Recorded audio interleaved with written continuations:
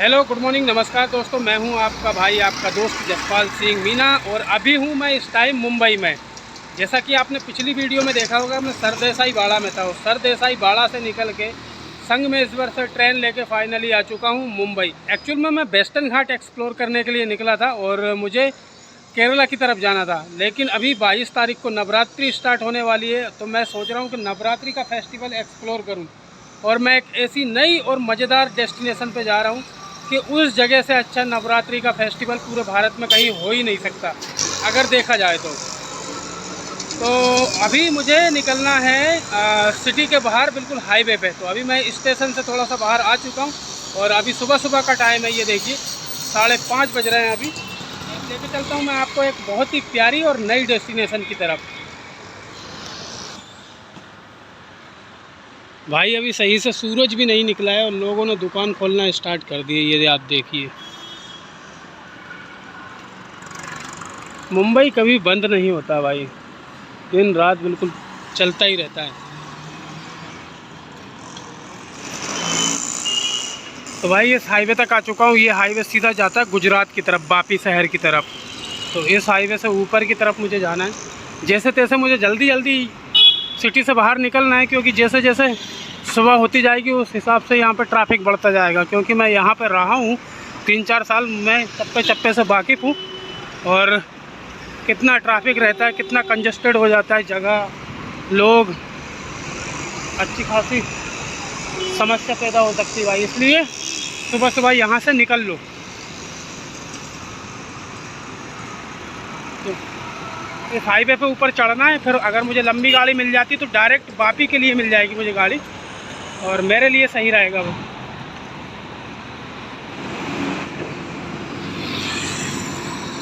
तो भाई अभी ठीक से सुबह भी नहीं हुई और रोड देखिए कितनी तेज़ चल रहा है। ठीक से अभी सुबह भी नहीं हुई है। तो भाई इस जगह खड़ा हूँ और यहाँ पर ऊपर मेट्रो की लाइन भी है। मैंने गलती कर दी, मुझे स्टेशन से उतर के सीधे मेट्रो में बैठना था और मेट्रो से बसई की तरफ निकलना था।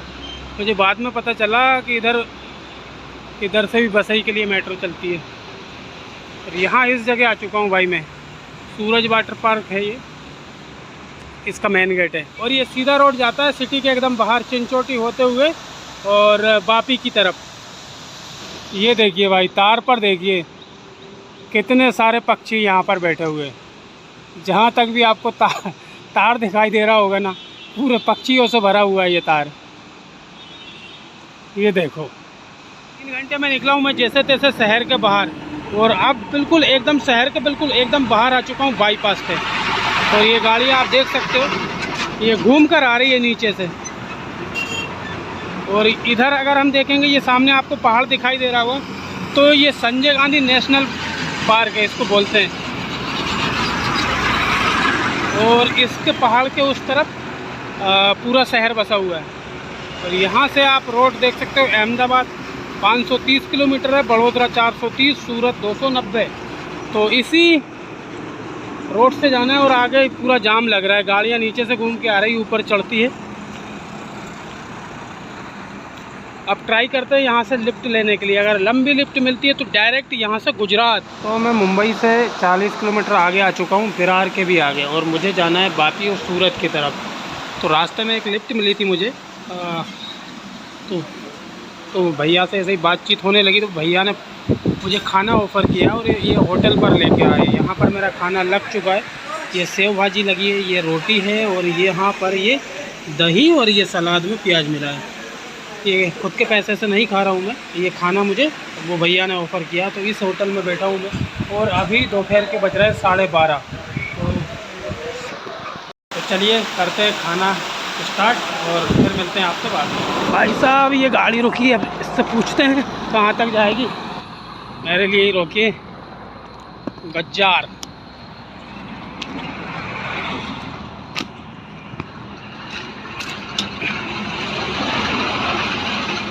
कहाँ तक जाओगे भैया? मैं भारत यात्रा कर रहा हूँ, लिफ्ट लेके चलोगे आप मुझे? वापी, मुझे तो सूरत की तरफ जाना है। हाँ, थैंक यू भैया, थैंक यू। भाई लिफ्ट मिल गई यहाँ से, खाना खाने के बाद निकले।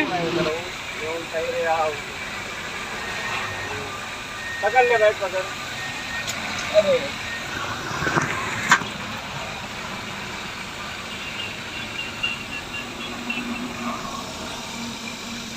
वो जूता निकाल लो, आराम से बैठ जाओ, कोई दिक्कत नहीं है। वो लाख लगा दे उधर। कौन सी वाली? अरे लगा देगा। कितने दिन से चला रहे हो गाड़ी? हमें हो गया यहाँ पे 20 साल। 20 साल। और इनको भी सिखा दिया चलाना? अरे ये IT किया है, इसको अशोक लीलैंड कंपनी में जो है करवाया था, लेकिन वो इतना वो उधर है क्या है, पैसे का कोई 10,000 12,000 देने को बोलता है। अच्छा। इतना पढ़ लिख के 10-12 हज़ार की नौकरी करेगा तो क्या करेगा? हाँ, फिर मतलब कि खर्च कैसे चलेगा? खर्चा और रहने का भी और रूम का भी महाराष्ट्र के अंदर में लो या गुजरात के अंदर में 20,000 पहले डिपॉजिट चाहिए उसको। अच्छा। उसके बाद 5,000 रुपये चाहिए उसको भाड़ा हर महीने, पानी का लाइट का सब मिला के। हाँ, तो बचेगा क्या इससे? यहाँ से हम गुजरात बॉर्डर में इंटर हो चुके हैं और गाड़ी में अगर ओवरलोड भी रहेगा तो और ज़्यादा चार्ज ले लिया जाता है यहाँ पर, इसलिए हम उतर के नीचे आगे आ गए हैं और ये गाड़ी आ रही है हमारी।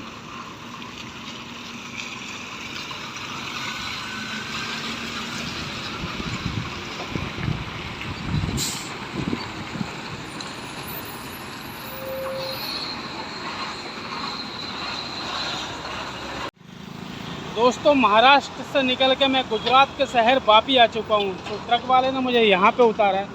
कुछ ऐसी जगह है, यहाँ से ट्रक यहाँ से सीधा चला गया। खाली वापी में ही होगा लेकिन आगे खाली वापी में ही होगा लेकिन आगे होगा, और मुझे यहाँ पे उतार दिया। चलिए चलते हैं यहाँ से, और सोच रहा हूँ आज रात यहीं पे कहीं स्टे करूँ, तो जगह देखते हैं कहाँ रुकना पड़ेगा। ये भाई वापी शहर का रेलवे स्टेशन है, यहाँ से आप सूरत जा सकते हो और इधर मुंबई भी जा सकते हो। और यहीं पे इधर से मैं जा रहा हूँ दमन की तरफ। हाईवे से उतरने के बाद सबसे पहले मैं ट्राई करता हूँ लिफ्ट लेने के लिए, और फाइनली मुझे लिफ्ट मिल भी जाती है। लिफ्ट मिलती है मुझे इन भाई साहब के द्वारा स्कूटी पे। ये भाई साहब जा रहे हैं दमन की तरफ, तो मैं इन्हीं स्कूटी पर बैठ के और वापी के और दमन के रोड के खूबसूरत नज़ारों का दृश्य देख रहा हूँ। तो रोड के दोनों तरफ हरे भरे पेड़, ऊंची ऊंची बिल्डिंग और गांव से निकलते हुए खूबसूरत नज़ारों को देखते हुए हम निकल रहे हैं वापी से दमन की तरफ। ये सामने जो आपको चेक पोस्ट दिखाई दे रहा है, कॉलम भरा हुआ, ये यहाँ पर चेक पोस्ट बन रहा है दमन और गुजरात का। अभी हम जूडियो के पास से यहाँ से एंटर होते हैं दमन में। दमन में 4 लाइन रोड, साफ, क्लीन, स्वच्छ, और ऐसा लगता है कि हम एक अलग ही शहर में आ गए। और वापी यहाँ से मात्र 12 किलोमीटर दूर है। वापी और दमन का डिस्टेंस 12 किलोमीटर है। वापी में जब हम रहते हैं तो हमें खुदी हुई सड़कें और धूल मिट्टी और ट्रैफिक भरा हुआ दिखाई देता है, लेकिन जैसे ही हम दमन में एंटर होते हैं तो इन खूबसूरत दृश्य, साफ़ सुथरी सड़कें और ऊंची ऊंची बिल्डिंग, क्लीन एकदम, ऐसा लगता है कि हाँ दमन आए हैं घूमने। और ये देखिए वेदर, जैसे ही हम बीच की तरफ बढ़ रहे हैं यहाँ से, तो जो बीच की जो समुद्र की लहरें हैं उसकी आवाज़ कानों तक सुनाई दे रही है, उसको महसूस कर सकते हैं। यहाँ से तरफ आ तो जाता हूँ, दमन की तरफ आते ही मुझे एक और लिफ्ट मिल जाती है। लिफ्ट मिलती है मुझे बब्बन भाई के थ्रू। बब्बन भाई मुझे स्कूटी पर बिठा के और ले जा रहे हैं बीच की तरफ। यहाँ से दोनों साइड ऊंची ऊंची बिल्डिंग, चमचमाती हुई सड़कें और हल्की सी रोशनी, क्योंकि शाम का समय है तो कितना खूबसूरत सा ये नज़ारा बन रहा है। रास्ते में बब्बन भाई मुझे दमन के इतिहास के बारे में बताते हुए जाते हैं। उन्होंने कहा कि दमन कभी पुर्तगालियों का निवास हुआ करता था। यहाँ मोती दमन किला, नानी दमन किला आज भी उस समय की कहानी को बताते हैं। पुर्तगालियों ने यहाँ लगभग 400 साल तक राज किया है। 1961 में दमन भारत का हिस्सा बना और तब से ये छोटा सा शहर समुद्र और इतिहास के लिए प्रसिद्ध हो गया। हमारे भारत का केंद्र शासित प्रदेश दमन एंड दीव, इसकी राजधानी दमन है। जैसे ही हम दमन पहुँचे सबसे पहले हम जम्पोर बीच गए। रेत पर चलते हुए लहरों की आवाज़ सुनना और ठंडी हवा का आनंद लेना बहुत ही सुखद अनुभव रहा है। समुद्र के किनारे बैठे कई सारे लोग। भाई ने मुझे बताया कि दमन की असली खूबसूरती सिर्फ बीच में नहीं बल्कि इसके इतिहास और किलों में। तो ये देखिए, जब हम बीच की तरफ जाते हैं तो पूरा ट्रैक पर एक साइड पूरी होटल है और एक साइड पूरा ये समंदर है। जैसे कि आप इंडिया में या कहीं से भी आते हो तो आपको यहाँ पर रहने के लिए कोई दिक्कत नहीं है। आपको होटल आपके बजट में यहाँ पे मिल जाएगी। जिस तरीके से आप यहाँ पर रहना चाहते हो उस तरीके की, हर तरीके की यहाँ पे होटल आपको मिल जाएगी स्टे के लिए। और बहुत ही खूबसूरत सा और प्यारा सा व्यू लग रहा है मुझे यहाँ पे, और अच्छा लग रहा है, मज़ेदार सुंदर जगह है।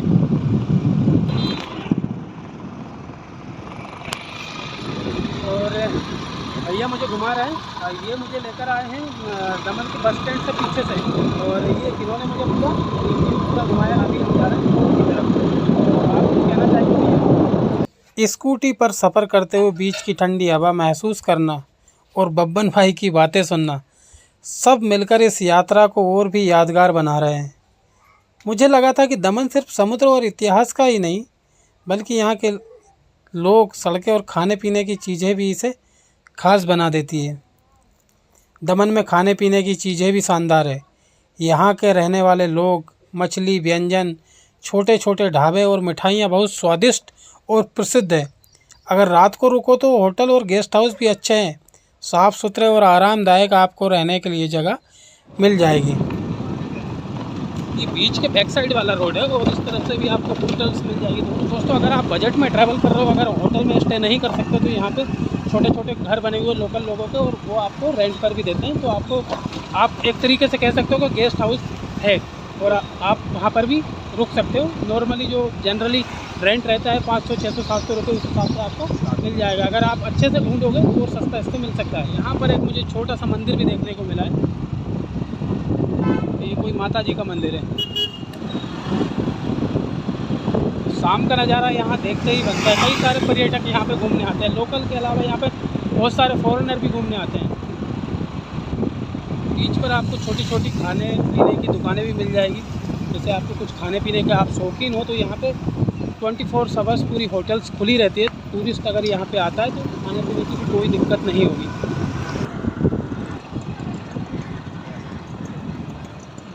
और यहाँ पर ये देखिए, खूबसूरत सा एक और मंदिर देखने को मिला है मुझे।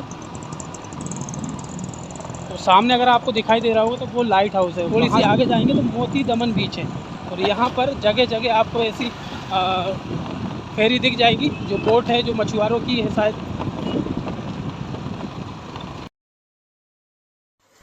और जो आपको सामने दिखाई दे रहा है ये है मोती दमन फोर्ट, जो कि शाम को 6:30 बजे बंद हो जाता है।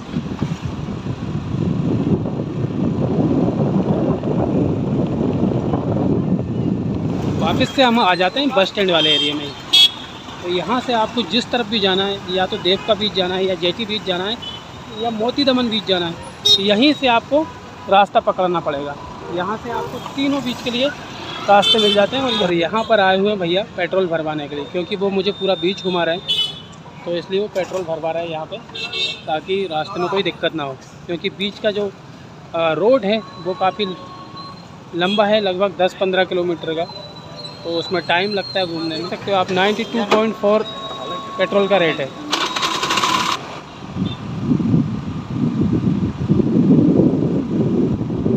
ये देखिए, किले के बैक साइड में पूरा वाटरफॉल लगा हुआ है, और उसमें कितना रंगीन रंगीन दिखाई दे रहा है हमें। बहुत खूबसूरत नज़ारा लग रहा है देखने में।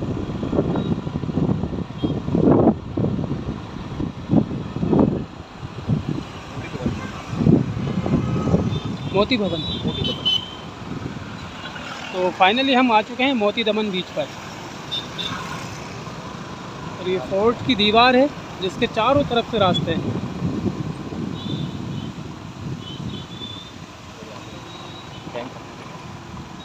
और यहाँ पर एक छोटा सा टैंक भी रखा हुआ है। तो अभी हम इंटर कर रहे हैं फोर्ट के अंदर। यहाँ से जाता है पतला सा रास्ता, यहाँ से आप फोर्ट के अंदर जा सकते हो। और ये टिकट लगता है इसका, और ये एकदम फ्री है, इसका कोई चार्ज नहीं लगता अंदर आने के लिए। आप ईज़िली यहाँ पे आके फोर्ट घूम सकते हो पूरा। और कुछ ऐसे ऐसे मकान बने हुए अंदर, ये फोर्ट के अंदर का व्यू है।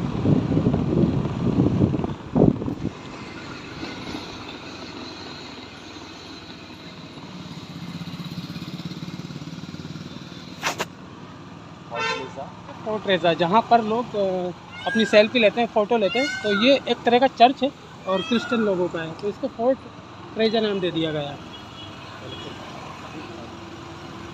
देखने में काफ़ी पुराना लग रहा है।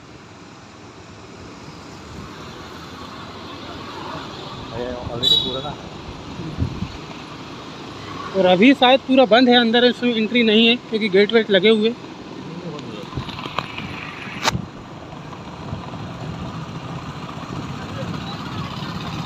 फोर्ट के अंदर जब आप एंट्री करोगे तो आपको ऐसा लगेगा कि हम किसी कॉलोनी में घूम रहे हैं, कोई ऐसा टाउन है इसमें हम अंदर घूम रहे हैं। तो फोर्ट के अंदर भी मकान बने हुए और अभी इवनिंग का टाइम है। अगर आप इस फोर्ट में दिन में घूमने आते हो तो काफ़ी अच्छा लगेगा क्योंकि पूरे ऑफिस दुकानें सारी कुछ खुला हुआ रहता है। अभी इवनिंग में सारा कुछ बंद हो गया था, इतना कुछ एक्सप्लोर नहीं कर पा रहा हूँ मैं। और वापस से हम फोर्ट से बाहर निकल के आ चुके हैं बीच की तरफ। और यहाँ पर देखिए कितनी सारी बोट रखी हुई है, बोट के चारों तरफ भी घूम रहा है। और ये पूरा फोर्ट एरिया जो कि अंग्रेज़ों के ज़माना का ही बना हुआ है, अभी भी उसी हालात में, थोड़ा सा इसकी मरम्मत का काम चलता रहता है।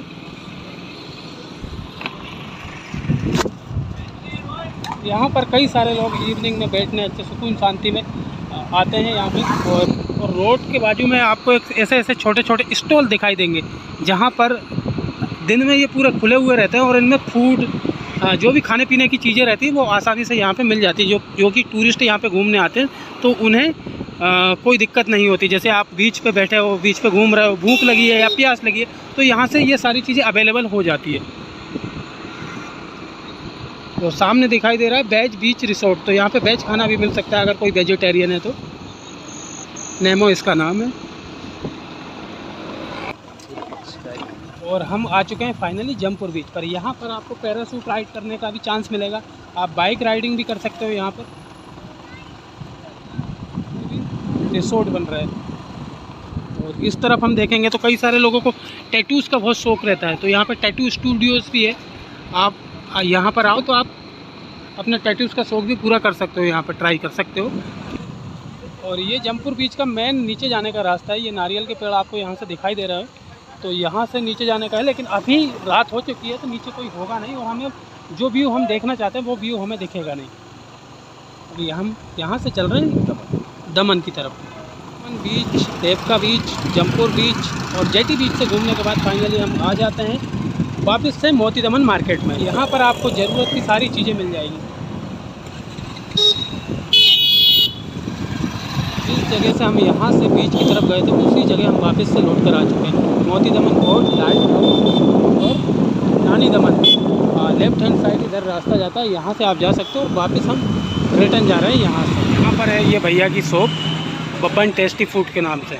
यहाँ पर आपको फास्ट फूड मिल जाएगा। अगर आपको खाना है तो Indian and Chinese, non veg and veg. और बिल्कुल मेन रोड के बिल्कुल बाजू में ही, यहाँ से आप सीधे बीच की तरफ निकल सकते हो।